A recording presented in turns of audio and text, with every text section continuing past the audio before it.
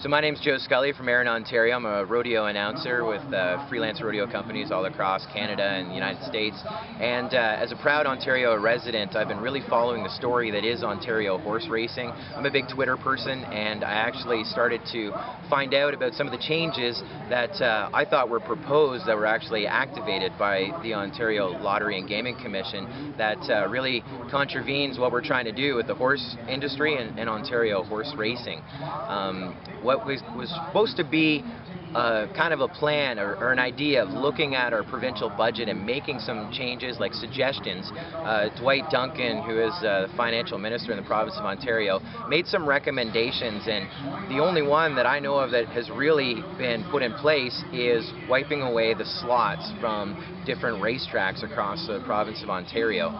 It's a tragedy that it came up and there has been no open forum, there's been no discussion, and in a matter of mere moments from a suggestion that was at a press conference in his 300-page report, now the OLGC has decided we're going to rip all the slots out of the racetrack.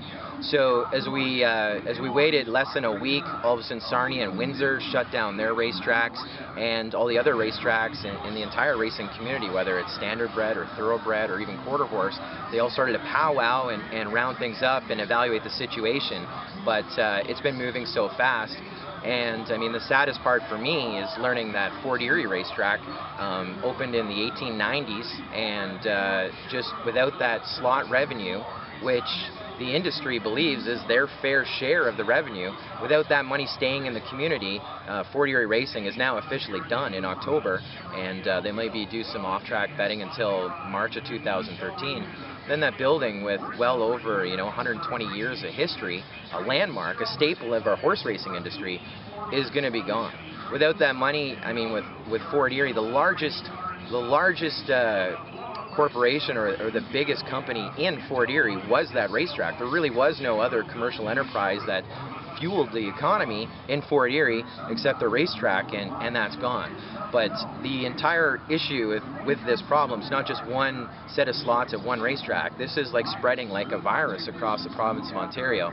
Now, from what I understand in my research on Twitter, we're looking to see 60,000 jobs pretty much immediately eliminated from our Ontario economy, our infrastructure, our workforce. 60,000 people that are working, that wake up every morning at 4 o'clock in the morning to feed and train horses and race them in hope for a little bit of prize money that is brought out of that shared revenue from the slots, just for a glimpse of that. It's going to be gone, and they can't afford to do it. I mean, it's a scary situation. 60,000 jobs gone, and it's going to affect us all. I mean, I'm a rodeo announcer. I'm involved in rodeo. You don't see too many standardbreds in our industry, but I mean, there's some standardbred riders that ride, but they also buy their feed at the same feed store we do. So if all of a sudden there's 60,000 people and over 300 racehorses that will be eliminated in the next 5 years at most, I mean, the feed store is going to, he's not going to be able to keep his prices. It's going to affect us, just on feed, on, logistics. And 60,000 jobs, even on our economy in Ontario, that's 60,000 people immediately on welfare. That money's got to come from somewhere. And, that was fueled by the slots at the racetrack program. I mean, the last thing I can say is I'm 100% behind the Ontario horse racing community when their statement is the money from the slots, the share that we get, it's not a gift, it's not a subsidy, it's not a donation, it's their money. The slots at the racetrack and the racetrack, I mean, they're partners. The racetrack draws people, the slots draw people. Not only is it a piece of prime real estate, but the two relationships go hand in hand. So they just want their fair share. And with Dwight Duncan and even Dalton McGuinty, that fair share is now gone. 60,000 jobs, and how many horses are going to be gone? I mean, horses gone because of this move. When you say gone, what do you mean? There was an article in the Toronto Sun that really struck me about 2 weeks ago, and they are euthanizing foals. I mean, they're trying to abort foals early. There's going to be over 3,000 horses eliminated, euthanized on the ground. With the breeding of standardbred horses, thoroughbreds, with the race horses, there's a price for the breeding. I mean, some of these horses, they've paid over $50,000 in breeding fees and stud fees to bring this horse to term. But that $50,000 stud fee depends on that horse going down to the ground. Or, you know, there's deals if it's the first race. I mean, I'm a rodeo guy. I'm not even in the industry. This is just what I've researched. And because these horses, they have no value. They're a $50,000 investment that is only going to keep eating grain, eating water, needing trainers, needing to be hauled to racetracks to just try and get shown and trying to get out there to try and win what, you know, the purses from 1970.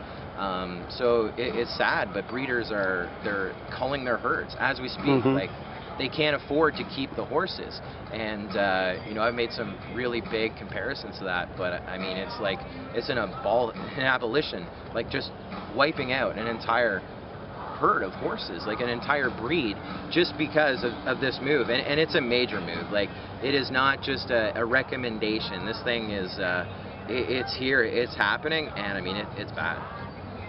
Kind of logic was behind that? Is it logic that they really want to have a casino in Toronto, and so none of these places fit into that? They wanted to have the business that would have maybe been siphoned off? I mean, I read most of the report. I read most of the Dwight Drummond report, and again, they were recommendations. They were like by 4 people, and the recommendations from that report, I mean, I don't want to talk bad about people, but in the front of the report, you can read the bio, and you know, the one person, their whole background is transportation. So all of a sudden, there's all these crazy moves about transportation, like charging for parking at Go Transit. I mean, just as a guy who works in Toronto, you think of all those things, how they move forward. You charge more for parking, it's cheaper to drive your car, so now people are going to be driving their car. Go Transit, you're still parking for free at the Go lot.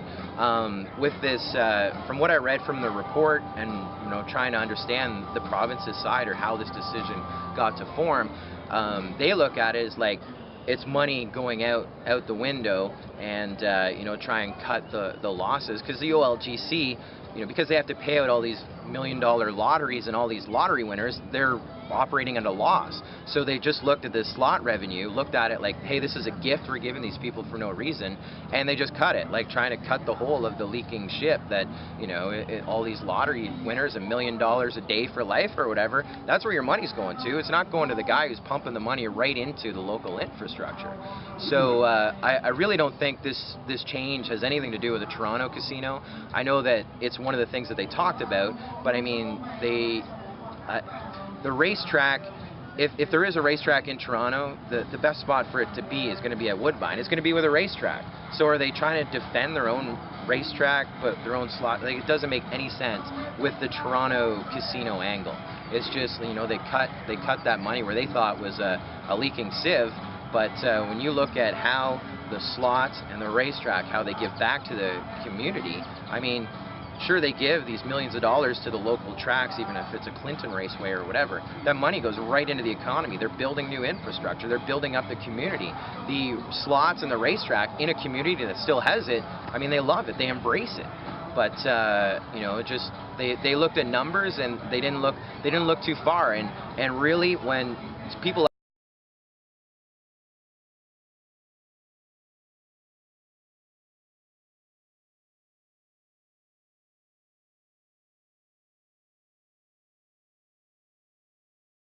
Okay.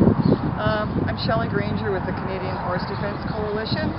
Our group mission is to work to end horse slaughter in Canada, and to support Bill C-322, which is an anti-slaughter bill that is been presented in Parliament by NDP member Alex Adamanenko, to end the sale of horse meat in Canada and the export of horse meat because it's unregulated and unsafe for human consumption.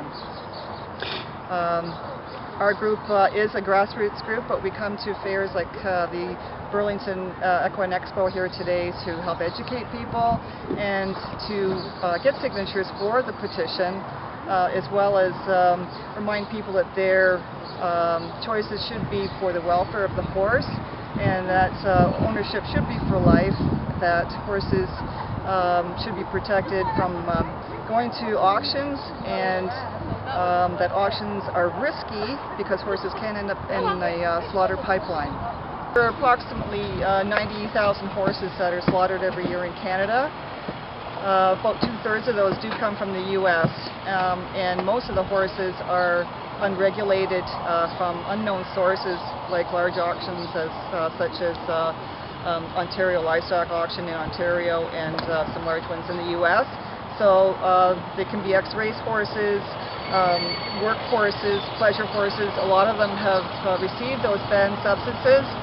So their horse meat is not actually eligible for human consumption under CFIA rules, because there's a long list of drugs that are not just banned for 6 months, but actually banned for life, horse meat going into the human food chain.